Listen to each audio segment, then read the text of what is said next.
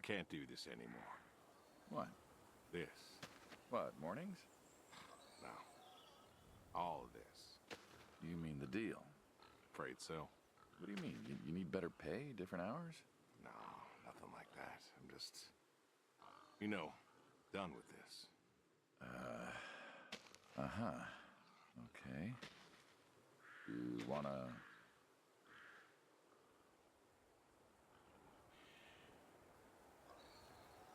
No. Suit yourself. So, you done, huh? Yep. You do understand what that means, right? Does it have to mean anything? It doesn't work like that. You know that. I must be getting forgetful in my old age. Uh-huh. Nothing I can do to change your mind. Yeah, you are welcome to try. Well, let's go get some coffee. Talk things over. Come on.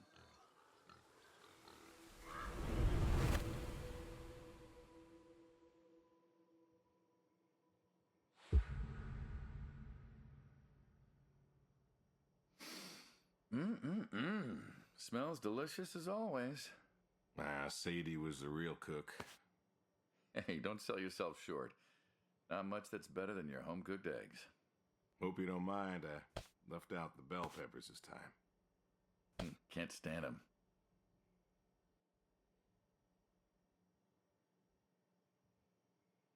Sadie always liked peppers, though, so I put up with them. Not to change the subject, but how long we been doing this for, you think? 15 years, just about. Summer of 78. Why'd we meet? What was it? Needed the scratch. What did you need the scratch for again? Wasn't too popular with the folks back home. Had to make ends meet. And Bill needed surgery you couldn't afford. Yes. Well, here's what I remember. I had a problem that night, and Jimmy was trying to help me solve that problem when who should come in through that door but you? Jimmy was always bragging about connections back home. I thought he could help. Jimmy knew we could help each other, so he called up Tony. We agreed, made a deal. We all agreed. Ugh. Anyone ever tell you you're no good at making coffee?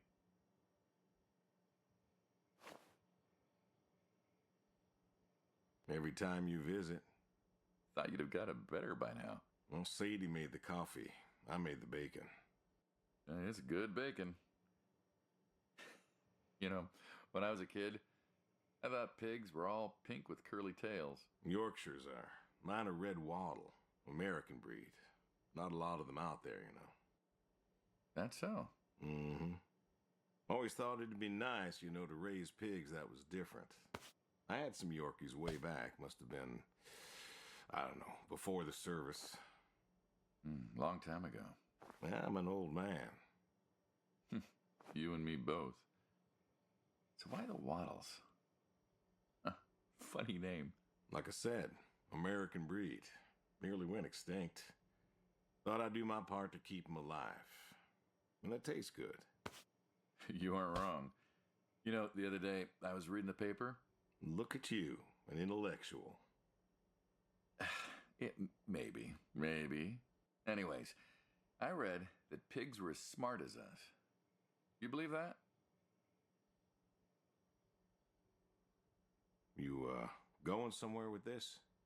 Nah, just thinking about my food. What's there to think about? Nothing, I suppose. Just never thought about it before. Do you think the pigs know? Know what? That they're food. Oh, pigs don't think like that. How do you know? 'Cause I know pigs. Pigs ain't like us. Well, sure, they're smart. They eat, they sleep, but they do not plan. They don't think about the future. And I suppose you do? Every man does. I think I'm just about finished up here. What do you say I accompany you today? What, help out with the farm chores? Shovel manure, milk goats, stuff like that? Sure. Always wanted to know how to milk goats. As long as you're okay with shoveling manure first. What about your sidekick? Protege. When I retire, he'll be the man you'll be dealing with. Good guy. Smart. Discreet. Ambitious. Like you, I guess. But, listen. I told you already. I'm quitting. We'll see.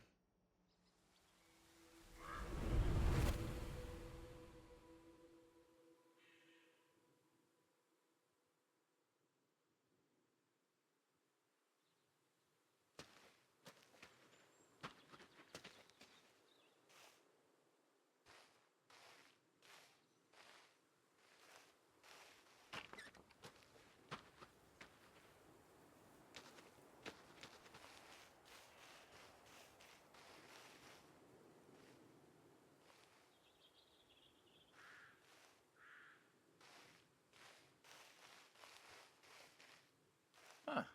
I've always wondered what was in this shack. Have you now? Figured it was just some old shack at first, but every time I asked what was in there, you haven't been forthcoming. I have not, no. Tried to take a look in the window once. Did you now?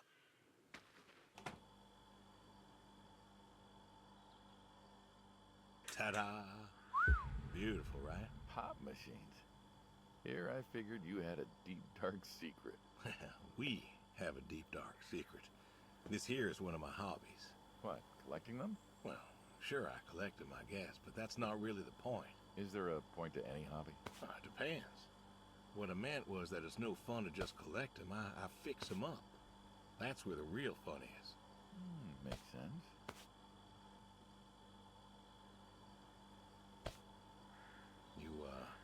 You got any hobbies yourself? Me?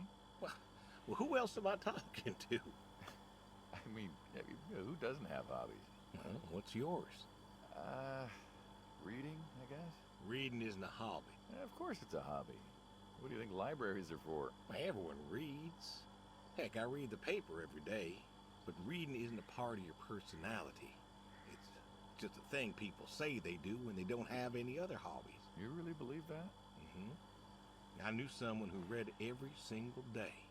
She said she loved the smell of books, the texture of the pages on her fingers. She even bound books. Her hobby wasn't reading, it was books. You put too much thought into this. Well, a hobby is something you do because you're passionate about it. If it's something you're not wholly in love with, then you're still trying to figure out what your hobby is. So, you got a problem with my passion? No, you said I guess. No one says I guess when they love something. Is love a requirement for a hobby? Absolutely. Love's a requirement for many things. And so you love fixing soda machines? That is correct. Why? It relaxes me. I don't know, soda machines. It's an unusual thing for a man to want to fix. Don't people get paid to fix them? It is unusual, but when the missus and I would get into fights or when things was bad or I was anxious, well, I don't know. Well, Sadie's sister, when she passed, told me that it was all right to cry, that it wasn't weakness, that it was okay. And I remember sitting there in that empty living room with everyone murmuring and telling me how sorry they were, and I didn't feel like I needed to cry. Didn't you miss her? Of course I did. Still do, but I don't know. Not everybody needs to cry. I don't need to cry. I don't get in that way, you know? Weakness? No. I don't know what she was talking about, weakness. Crying never felt weak to me. That's just not how I am. I can't remember the last time I cried. Maybe that movie about the boy and his dogs. Oh, always cry over that one. Dogs are good. Innocent. And when a dog dies, that always moves me to tears. But Josie insisted. Then she kept insisting. Then, I don't know. I think she got offended I wouldn't cry, as if she loved Sadie more than me. And she made me feel like I was something wrong. Of course, that wasn't true. There wasn't nothing wrong with me. I just didn't I wasn't like that. It wasn't what I needed. It wasn't how I needed to grieve. This is how I grieve. This right here. When I got a problem, I fix it. And when I fix it, I fix a little part of me. And I don't know how or why, but it's healing. It's a healing thing, and that's why a man's got to have a hobby. Sorry. No. No, it's all right. I figured, you know. I figured if someone's got to know. This is my quiet little hobby. A thing I do to help me work out my worries. Well, yeah, looks like you fixed this one up real nice. I'm proud of it. Proud of all of them. But I'm proud of this one most. Thank you for taking the time to show me. There's another reason I wanted to show this to you. What's that? If you want it, it's yours. What am I going to do with a pop machine? Well, grab yourself a nice, refreshing drink of soda every so often, you big dummy. Wait, I couldn't possibly. Yeah. Please. A little memento of our time together. Oh, come on. A memento? Let's keep this train rolling. We can work something out. You come on back by, pick up the soda machine. Take it home with you. Or don't. If you really got no use for it, I won't be offended. I'll think it over. What's next?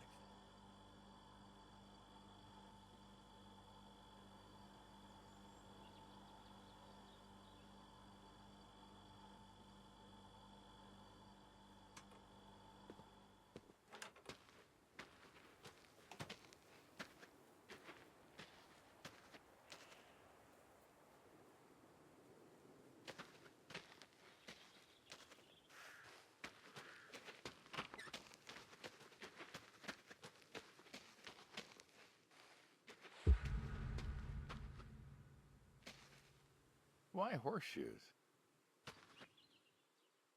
Well, why not horseshoes? Doesn't it feel stereotypical? Well, look around you. My nearest neighbor lives, half a mile down the road. It ain't the city. We don't have nightclubs and pool halls to go hang out at. Pool halls?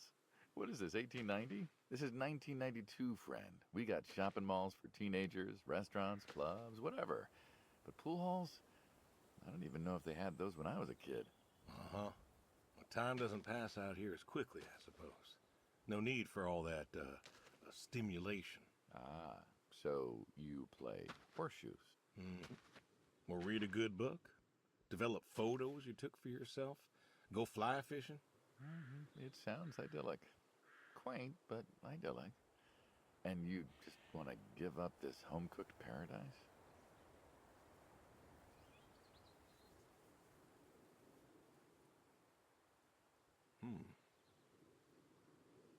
That's lonely, too. We could get you a nice place in the city. Never was one for crowds. Thought you said you were lonely. I'd be just as lonely in a crowd. Sadie, nobody else could really see me. Understand what I was. How do you figure? What?